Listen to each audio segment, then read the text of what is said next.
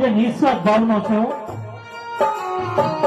આજે દીકરા ભરતભાઈ, રમેશભાઈ અને અશ્વિનભાઈ આજે પિતા રવજીભાઈ અને માતા કાંતા માતાની રાહ જોઈ રહ્યા છે કે મને આવા ભગવાન જેવા મા બાપ ક્યારે પાછા મળશે મારા બાપ.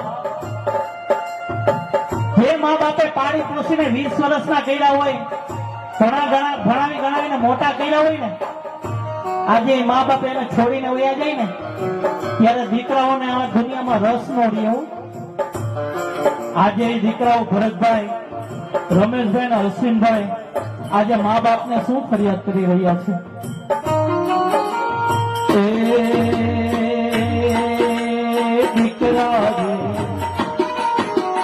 દીકરા રે ભરતભાઈ, એવા દીકરા રે રમેશભાઈ.